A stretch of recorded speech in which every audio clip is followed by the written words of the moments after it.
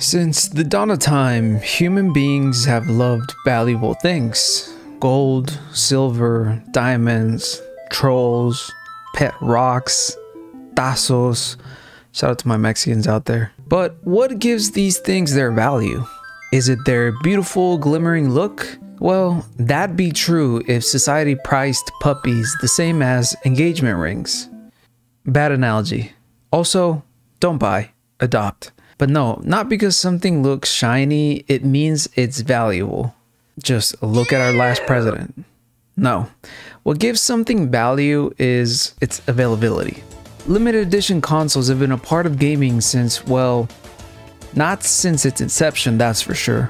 Limited edition consoles were never prevalent in the NES or SNES era of Nintendo, and it wasn't until the Game Boy that Nintendo really started to show up and show down. In the beginning, there was the Toys R Us edition. Yeah, not really a sought-after edition unless you've never heard of what a limited edition console is and you're just a kid who wants a Game Boy.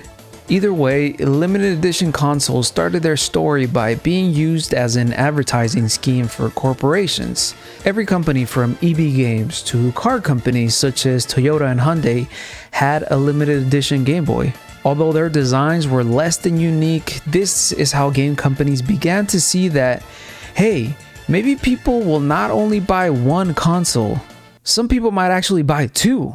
What a concept. The Game Boy Pocket received a wide variety of base colors. Colors such as grape, teal, kiwi, berry, and the best of them all, the atomic purple that I obviously have no obsession over. This eventually left the limited edition colors for the Game Boy Color a bit, well, limited. We got the clear black, the clear green, midnight blue, ice blue, clear orange, amongst many other Game Boy colors that were exclusive to Japan. And as you can see, not a lot of creativity was happening in this first iteration of limited editions. It wasn't until the mid-2000s that Nintendo really started expanding their collection of offerings for their handhelds. Sorry, Game Boy Advance, you were just a bridge to the SP. You were a means to an end. Deal with it.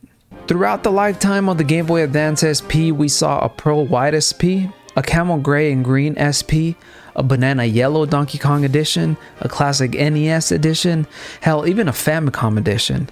The SP was the #1 choice when it came to limited editions for the Game Boy Advance. Even the New Zealand All Blacks got their own limited edition Game Boy Advance SP. Shit, man, if only the Mexican football team got one, I know I would have rocked that little green, red, and white Game Boy like a true paisa. The Nintendo DS and 3DS, alongside its upgraded counterparts, received a variety of console editions. Some of the most worthy of mention are the DS Lite Curvy Squeak Squad edition, which was part of a giveaway from K-Zone, the DS Lite Swarovski Nintendo Store console with its bedazzled design and Nintendogs variation. But most importantly, there was the Bratz edition of the DS Lite, which was a prize in GameStop's Bratz Forever Diamond Sweepstakes. I know a couple of people who would have loved this. Firstly, my girlfriend, and secondly, me. The 3DS got a few special edition consoles, with one of them being issued as a special celebration of Zelda's 25th anniversary, and some other notable mentions were the Japan exclusive Kingdom Hearts edition, the Shimmer Pink Nintendogs console, which was exclusive to Hong Kong, and the epically rare Club Nintendo Toad console that was exclusively released for Europe. Now, I can sit here and list all the different limited editions released for the 3DS if you happen to have a whole day to waste. Oh, you don't? Wow, okay. No need to boast about you having a life. Jesus, man, relax. The 3DS received the most love when it came to limited editions that it honestly is rather ridiculous trying to name them all. So here's a nifty little slideshow. Okay, can we move on now? All right, nice. Now, I want to circle back to home consoles, given that the whole reason why I wrote this video was because of the recent news of a Super Mario Limited Edition Switch that was announced for the Mario 35th anniversary. And to start, well, Nintendo wasn't actually big on limited edition home consoles. It wasn't until the N64 that Nintendo kinda began really expanding their offerings, but during this era we had what is essentially a myriad of base editions for the N64, everything from the Funtastic edition of consoles, which were see-through consoles much in the style of the Game Boy Pocket. These editions really made a mark, given that many people to this day still find ways to replicate the design and sometimes risk destruction of their consoles just to get a similar style. Huh? What's that? Oh, this thing? No, it came out of the box like this. Yeah. No, I still got my warranty. Don't worry. I'm okay. You had watermelon red, smoke black, fire orange, grape purple, ice blue, and jungle green. I mean, just look at these things. It embodies the essence of what the 90s were. Just plain good old fun and curiosity. Wanna see what's inside my console, Jimmy? Yeah, fuck it, why not? What the fuck is a resistor? I don't know, but look at this motherboard, lol. Just unadulterated, innocent fun. During the N64's life cycle, we also saw the inclusion of Pokemon as something more than just a handheld game. Pokemon began to take shape as the most influential media franchise to date that we see today, and Nintendo saw a cash cow in it. The N64 got limited Pokemon edition designs in the wackiest of ways. It received this uniquely designed console with a Pikachu slapped right on top of it. The design isn't uniquely for aesthetic purposes. Pikachu is actually useful in this instance. Pikachu's left foot serves as a reset button, and his cheeks light up red when the console is on. This console also has a Pokeball serving as its power switch. I honestly love this console. Yeah, it looks childish, but it communicated Nintendo's childlike wonder pretty nicely. There was a Pikachu edition that was exclusive in Japan. It featured the same cute design, but in orange. There's just a lot more life and happiness going on in Japan. However, not everything was as childlike and fun for the N64. Nintendo's home console was plagued by what the Game Boy was plagued as well, which were lazy collaborations with big corporations. I still remember my Tommy Hilfiger Game Boy. Boy, was I dripping with my Game Boy and my oversized skating shoes. Just avant-garde. The N64 has this notorious limited edition console that was released in conjunction with ANA Airlines. These subtly designed consoles were given away in 1999 by All Nippon Airways to a random flight chair in one of their uniquely Pokemon branded airplanes. The consoles came with an ANA logo printed on the console, and they were bundled with Pokemon Stadium and Hey Pikachu. An estimate from consolevariations.com states that there were only around 2,000 of these made. However, not many are in collectors' hands nowadays, and they are one of the more sought after editions. Another lazy yet peculiar addition to the limited edition arsenal of N64s was the Hyundai Comboy. COM, not you know what I'm saying. The Comboy was released in South Korea due to an import ban from Japan. The N64 had to be imported and distributed by the car maker Hyundai in the country. This led to a whole generation of South Korean gamers to be owners of a peculiar console with the word Comboy on it. Imagine explaining that to your children. Now, to move to a brighter future for Nintendo, the console that changed it all. Well, at least for me, because the edition offerings on this console were a little, left a lot to be desired. Right off the bat, this generation received the same treatment as previous consoles with a myriad of color variations for the base edition. The original indigo color, the jet black console, which I had, RIP to old Becky. I'm sorry I touched the laser inside of your disc tray. I was stupid, I was young, but I've changed. Now I'm old and stupid. And the platinum silver were all base colors for the Gamecube that were available worldwide. Famously though, the Spice Orange console edition, which was exclusive to Japan and South Korea, has remained one of the most sought after consoles, and in Europe they got their own exclusive color. the Pearl White Edition. The GameCube would then receive another set of lazy limited editions with only their faceplates being unique to the console, such as the Metroid Prime console, the Pokemon XD, the Resident Evil console, Donkey Konga console, and the Metal Gear Solid bundles. However, there was a peculiar faceplated GameCube which received its own special color, the Tales of Symphonia console. This little minty goodness that makes me want to devour a whole pound of mint chocolate on a sitting. This special console was released only in Japan and France and was bundled with a Game Boy player. The most peculiar looking though from the GameCube limited editions was this little special thing, the Panasonic Q bundle. This chromy goodness is the quintessential 2000s console. This puppy has Pimp My Ride painted all over it and is not ashamed about it. This unique console was actually officially licensed and made in partnership with Panasonic. This console was exclusively released in Japan and was able to play DVDs and GameCube games, but to be honest, who cares about GameCube games when you can play DVDs on a GameCube? The GameCube also marked an important shift in the way Nintendo approached these limited edition consoles with their partners. No longer did they get lazy about it and just stamp a logo on it and called it a day. I mean, not as much, I should say.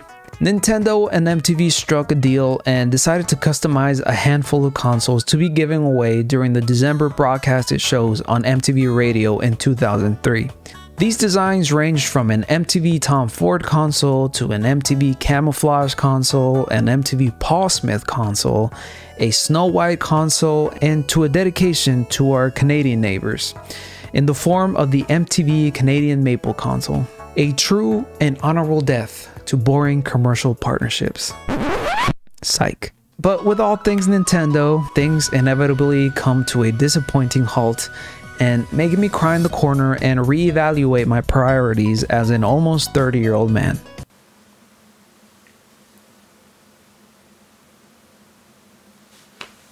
I need a mortgage. During the Wii era, Nintendo actually took a completely bland approach to limited or special edition consoles. The options for limited edition Wii were either red or blue, and that was it. Well, if you don't count the 24-karat one that was actually given to the Queen of England as a marketing campaign. Yes, shout out to THQ for some of the most bold marketing campaigns out there. RIP. This golden console was actually created to drum up hype for their 2009 game Big Family Games, which was less than an ideal game to be bundled alongside a literal golden Wii. However, as Chris Bratt states in his video, which you should definitely go watch, it's a very interesting video on the history of where this 24-karat golden Wii ended up, states that Buckingham Palace actually was unable to receive packages or has ever accepted gifts from the outside due to security reasons. So this thing, even though it was addressed to the Queen herself, was never actually received by the royal family and instead lies in the hands of a collector in the Netherlands. And now, until the last two consoles I'll touch upon in this video. Get it? Touch? Because both the Wii U and Switch have touch screens? You know what, man? I might just retire right now because that's just the shittiest thing I've ever said in my life. I'm reading the script right now and like, Jesus Christ, man. I am disappointed in myself. It's all downhill from here, baby. Talking about downhills, the Wii U was one of the few Nintendo consoles whose limited edition offerings were very limited to the point of non-existent, much like the NES and the SNES. Most editions of the consoles were just bundles. The only Wii U edition that received any kind of aesthetic alteration was the special Legend of Zelda The Wind Waker Deluxe set, which only really received a few Zelda-like outlining designs and lines here and there, but that was pretty much it. It was still a black Wii U console. Unfortunately, the Wii U didn't get much attention in regards to special editions, and I have to wonder why that was. Did Nintendo expect the console to sell well on its own due to the Wii's outstanding success that they just thought that doing special edition or limited editions were a waste of resources? Like, in all seriousness, I really do not know, and I'm actually interested to find out if this was one of the reasons why there weren't many Wii U limited editions.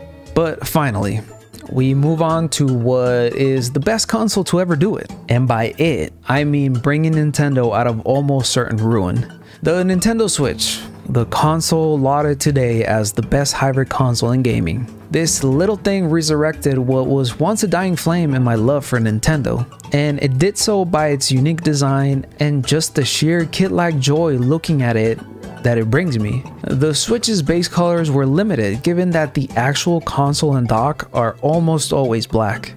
The only variables are the Joy-Cons, which make up over a third of the console. So really, a lot of the special or limited editions that have come for the Switch have been in the form of color variations for the Joy-Cons. However, we have received a few notable mentions of special editions. One of the more famous ones is Wolfenstein 2 Switch given away by Bethesda at PAX East 2018.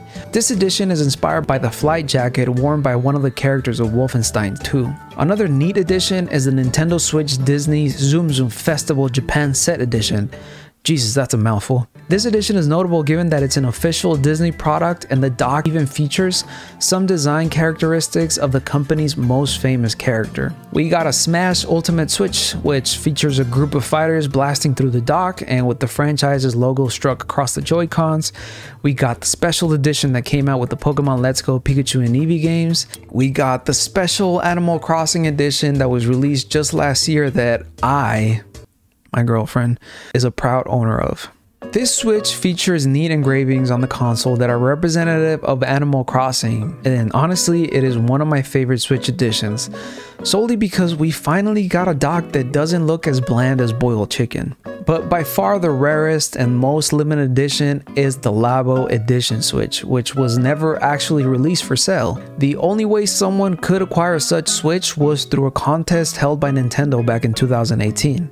The participants had to submit a video entry of them creating a Labo musical instrument or a game using the Labo accessories.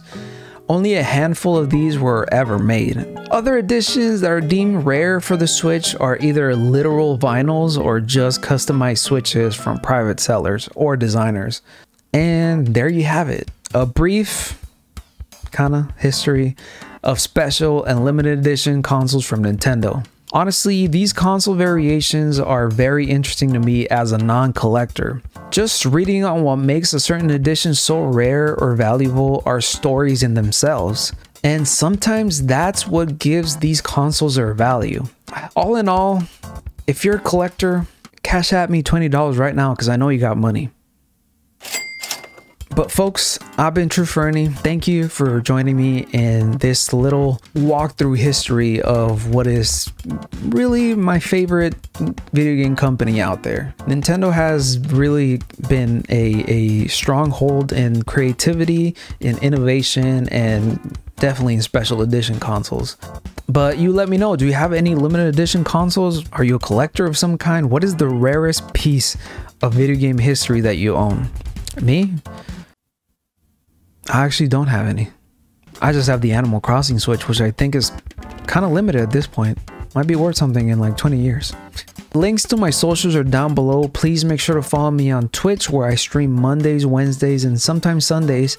And also, please make sure to join our Discord, where we talk everything from gaming, anime, we talk news about the gaming world, and also, you know, just so you can come and hang out and meet other people to game with. Please make sure to listen to my podcast, Search and Report. You can listen to it on the go. We are both on Google Podcast and Spotify. Just search for Search and Report. Alternatively, you can watch the video version of that podcast here on my channel, TrueFernie. But with that, Atomic Purple is the best color that there has ever existed for consoles. Don't at me. Please take care of each other, but most importantly, take care of yourself. Peace.